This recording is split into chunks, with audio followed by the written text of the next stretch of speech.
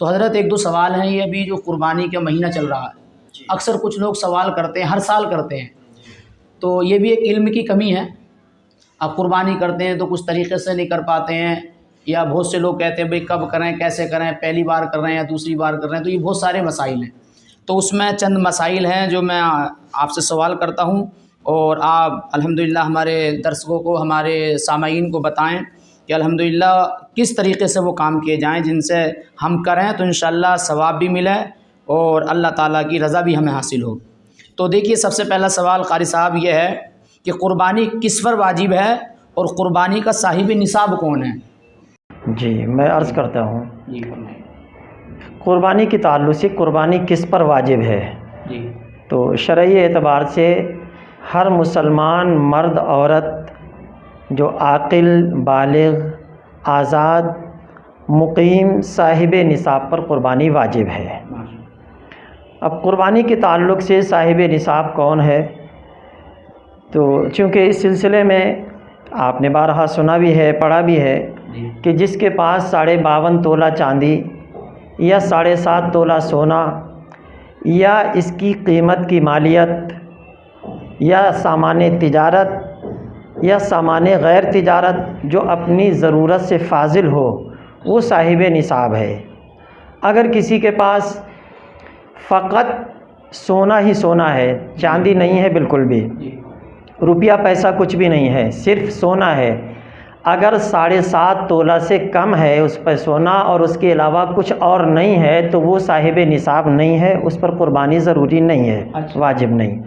اسی طریقے سے اگر کسی کے پاس فقط چاندی ہی چاندی ہے، اس کے علاوہ اور کچھ بھی نہیں ہے اس کے پاس، وہ 52.5 تولے سے اگر کم ہے تو وہ صاحب نصاب نہیں ہے، لہذا اس پر قربانی واجب نہیں ہے۔ مگر عموماً دیکھنے میں یہ آتا ہے کہ کسی کے پاس کچھ چاندی ہے تو کچھ سونا ہے، کچھ روپیہ پیسہ ہے، کچھ نقدی ہے، کچھ سامان ہوتے ہیں، جس کی وجہ سے اگر حالات کا جائزہ لیا جائے تو زیادہ تر لوگ صاحب نصاب نکلیں گے۔ مثال کے طور پر کسی کے پاس تھوڑا سا سونا ہے، 1 تولہ سونا ہے، تھوڑی سی چاندی ہے، تو اب یہ نہیں کہ نہ اس کے پاس سونا پورا ہے نہ چاندی پوری تو اس پر قربانی واجب نہیں ہوگی، نہیں، بلکہ اب یہ دیکھا جائے گا کہ سونے کا نصاب اگر پورا نہیں ہو پا رہا ہے تو پھر چاندی کا نصاب بنانا پڑے گا۔ سونے کو ہم قیمتاً لگائیں کہ اس کی قیمت کتنی ہو رہی ہے، اگر سونے کی قیمت لگا کے اور چاندی لگا کے دونوں ملا کر اگر 52.5 تولہ چاندی خریدی جا سکے، اس کی قیمت کو اگر پہنچ جاتے ہیں تو وہ صاحب نصاب ہے۔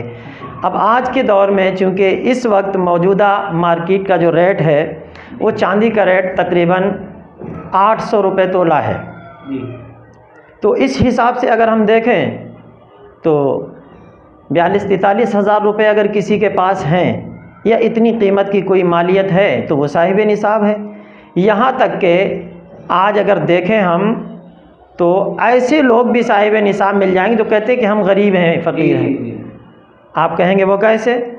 تو یوں سمجھ لیجئے، عام طور پر لوگوں کے پاس اگر کپڑے ہی دیکھ لیے جائیں، جبکہ ضرورت میں 4 جوڑے ہیں، 2 گرمی کے لیے 2 سردی کے لیے، اب آج دیکھیے صندوق بھرے پڑے ہیں لوگوں کے، بے حساب کپڑے ہیں، نمبر نہیں آتا مہینوں مہینوں پہننے کا، تو وہ ضرورت سے فاضل ہے۔ اسی طریقے سے لوگوں کو آج کل جہیز میں دیکھتے ہیں جہاں دیگر سامان ہوتے ہیں وہیں کچھ تانبا بھی ہوتا ہے، پیتل کے برتن ہوتے ہیں، جبکہ وہ ضرورت میں نہیں ہوتے، استعمال نہیں ہوتے، یوں ہی پڑے رہتے، رکھے رہتے ہیں، اگر قیمت لگائی جائے تو وہ بھی اچھی خاصی قیمت کے ہو جاتے ہیں۔ تو اس طریقے سے اگر 42-43 ہزار روپے کی مالیت کی قیمت کے اگر کوئی سامان ہماری ضرورت سے فاضل ہے تو ہم صاحب نصاب ہیں، کوئی بھی ہے وہ صاحب نصاب ہے، اس پر قربانی واجب ہے۔ کچھ لوگ سوال کرتے ہیں کیا صرف مردوں پر ہی قربانی واجب ہے یا عورتوں پر بھی؟ تو جس طرح مردوں پر قربانی واجب ہے اسی طرح، بالکل اسی طرح عورتوں پر بھی قربانی واجب ہے۔ عام طور پر دیکھنے میں یہ آتا ہے کہ مرد لوگ اپنے نام کی قربانی کر دیتے ہیں، عورتوں کا نمبر ہی نہیں آتا، عورتیں ضروری نہیں سمجھتی اس چیز کو، حالانکہ اکثر عورتوں کا حال یہ ہے کہ وہ کچھ نہ کچھ مال زیور اپنے گھر سے ضرور لاتی ہیں، غریب سے غریب باپ اپنی بیٹی کے ناک کان وغیرہ میں کچھ نہ کچھ ضرور پہننے کے لیے دیتا ہے. تو اگر ہم اس چیز پر نظر ڈالیں تو اکثر و بیشتر عورتیں بھی صاحب نصاب نکلیں گی، لہذا ان پر بھی قربانی واجب ہے. اب گھر میں کئی افراد ہوتے ہیں، لوگ سوچتے ہیں صرف ایک حصہ ڈال دو سب بری ہو گئے، ایسا نہیں. اگر گھر میں باپ صاحب نصاب ہے تو باپ پر الگ قربانی واجب ہے. ماں اگر صاحب نصاب ہے تو ماں پر قربانی الگ واجب ہوگی. بیٹا اگر صاحب نصاب ہے تو بیٹے پر قربانی الگ سے واجب ہوگی. ایسا نہیں کہ صرف ابا نے کر دی، اماں بھی بری، بیٹا بھی بری، سب بری ہو گئے، ایسا نہیں. گھر میں اگر کئی لوگ ہیں اور وہ صاحب نصاب ہیں تو ہر ایک پر قربانی واجب ہوگی. اچھا حضرت، جیسے یہ بچے آپ سازے رہتے ہیں ہے نا، شادی سے پہلے بھی کچھ شادی کے بعد بھی، تو واجب تو ہوگی نا ان کا اپنا الگ مال ہو تو؟ نا دیکھیے ایسا ہے کہ جب انسان بالغ ہو جاتا ہے تو شرعی احکام اس پر نافذ ہو جاتے ہیں، چاہے بھلے ہی وہ اپنے پاس کما کے نہیں رکھ رہا ہے، چاہے وہ والدین کو دے رہا ہے. تو اب والدین کی ذمہ ہے کہ بچہ جب بالغ ہو گیا اور اس کی کمائی سے اتنا پیسہ اکٹھا ہو جائے کہ جس سے 52.5 تولہ چاندی خریدی جا سکے، تو وہ بھی صاحب نصاب ہے، لہذا اس پر بھی قربانی واجب ہوگی. اچھا، ایسے بیٹے کی بہو ہے ہاں تو اکثر شادی میں اسے زیور چڑھاتے ہیں یا ماں کے گھر سے بھی لاتے ہیں، تو اس کے پاس بھی اگر اتنا مال ہے تو پھر تو اس کے اوپر بھی واجب ہے. بالکل، کیونکہ جو مال چڑھایا جاتا ہے عام طور پر اس کا چونکہ مالک نہیں بنایا جاتا. اکثر و بیشتر دیکھنے میں یہ آتا ہے کہ ماں باپ اس کے مالک ہوتے ہیں، بہو کو مالک نہیں بناتے، صرف اسے پہننے کے لیے اجازت ہوتی ہے، بعد میں لے لیتے ہیں. تو جو زیور وہ عورت اپنے گھر سے لے کر آتی ہے اس کی تو وہ چونکہ مالک ہوتی ہے. اگر اس کی قیمت سونا یا چاندی دونوں کا الگ الگ نصاب ہو جائے اچھی بات ہے. اگر کسی ایک کا بھی نصاب پورا ہو جاتا ہے تو بیوی پر بھی قربانی واجب ہوگی.